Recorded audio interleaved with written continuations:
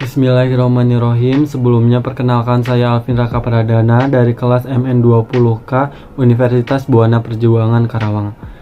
Di sini saya akan memaparkan materi tentang studi kelayakan bisnis kuliner sate-satean seafood Sultan. Yang pertama di sini ada profil usaha. Nama perusahaan adalah Seafood Sultan. Dia berdiri di bidang makanan sate-satean yang beralamatkan di Jalan Muhammad Siddiq, RT 1 RW 5, Desa Sukasari, Kelurahan Purwasari, Kabupaten Karawang. Mulai berdirinya dari tahun 2022. Selanjutnya di sini ada izin usaha. Untuk izin usaha Seafood Sultan ini didirikan oleh perseorangan melalui perizinan dan membuat surat izin usaha di desa setempat. Untuk struktur usahanya sendiri, pemilik adalah Bapak Alvin Raka Pradana, Bapak Wahyu, dan Bapak Fian Aska. Untuk karyawannya ada 2 orang, yaitu Erik dan Dewi. Selanjutnya ada aspek pasar dan peluang pasar. Di sini ada 3, yaitu pertama dimensi produk, yang kedua nilai atau manfaat produk, dan yang terakhir adalah kegunaan dan fungsi produk. Yang pertama ada dimensi produk. Produk yang berbahan baku olahan seafood ini dijadikan dengan berbagai varian rasa dan harga. Berikut ini adalah berbagai macam produk yang dihasilkan Seafood Sultan. Antara lain ada dumpling keju, bakso salmon, dumpling ayam, crab stick roll, fish coin, kue ikan, tofu ikan, dan masih banyak lainnya. Selanjutnya ada nilai atau manfaat produk, yaitu di mana produk Seafood Sultan yang ditawarkan memiliki manfaat yang positif bagi kesehatan konsumen, yang merupakan manfaat inti dari produk Seafood Sultan. Olahan seafood yang mengandung banyak gizi dan manfaat yang tentunya banyak sekali buat tubuh manusia. Yang ketiga adalah kegunaan atau fungsi produk. Keunggulan produk ini adalah dari segi pengemasan, harga, kebersihan, dan dari pelayanannya.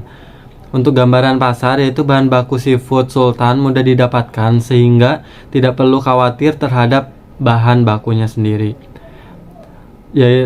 Selanjutnya ada target pasar. Segmentasi pasar berdasarkan usia, geografis penduduk, dan lokasi, di mana segmentasi usia ini bisa dari anak-anak sampai dewasa.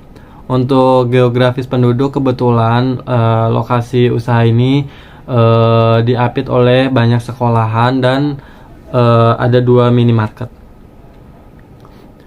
Selanjutnya ada tren dan perkembangan pasar. Tren jajanan seafood yang sangat diminati di semua kalangan. Selanjutnya ada analisis pesaing, yaitu produk, harga, promosi, dan saluran distribusi. Selanjutnya di sini ada place saluran distribusi.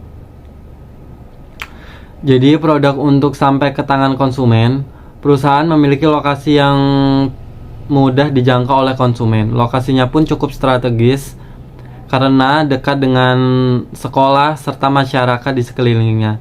Sistem distribusi yang dilakukan oleh perusahaan Seafood Sultan adalah secara langsung ke konsumen dan melalui media sosial atau online.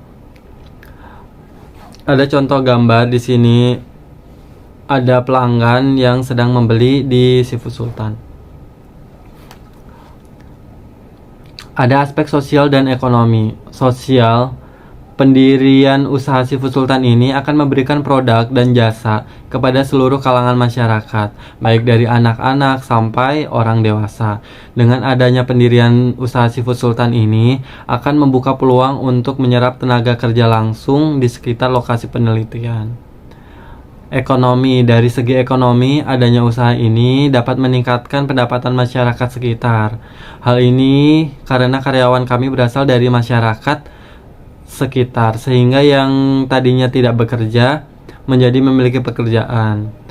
Untuk masalah penggajian karyawan, di sini karyawan digaji sebesar 1 juta rupiah dan mendapat uang makan sebesar 500 ribu rupiah.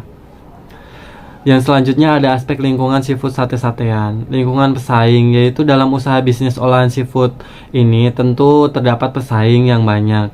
Kelebihan dari pesaing seafood sultan adalah mereka mudah dikendalikan oleh masyarakat luas karena banyaknya anggota perusahaan dari berbagai tempat di Sukasari dan sekitarnya, sehingga proses promosi mudah untuk dilakukan. Yang selanjutnya ada lingkungan pelanggan. Jadi pelanggan bisa dijadikan tolak ukur apakah konsumen menyukai produk yang dihasilkan. Agar konsumen membeli terus-menerus produk yang dihasilkan, maka pelanggan adalah faktor terpenting yang akan memajukan usaha bisnis. Sasaran pelanggan seafood sultan adalah anak sekolah, anak remaja, dan masyarakat sekitar. Selanjutnya di sini ada aspek teknik dan teknologi. Ada analisis lokasi bisnis. Pertimbangan untuk memilih lokasi bisnis yaitu pertama, ketersediaan bahan baku yang cukup potensial, letak pasar yang dituju dekat, dan fasilitas transportasi yang baik dan lancar. Tidak ada lokasi tertentu yang digunakan seafood sultan karena proses penjualannya dilakukan membuka gerai di lokasi keramaian yaitu samping Indomaret dan dikelilingi kompleks sekolahan. Selanjutnya ada aspek SDM, di mana akan diikuti berperan sebagai sumber daya manusia yang masing-masing memiliki tugas di bidangnya masing-masing. Satu orang sebagai pemimpin, sekretaris, dan satunya bendahara, dan 2 orang lagi karyawan. Ada yang berada pada bidang produksi, bidang marketing atau pemasaran, dan bidang administrasi.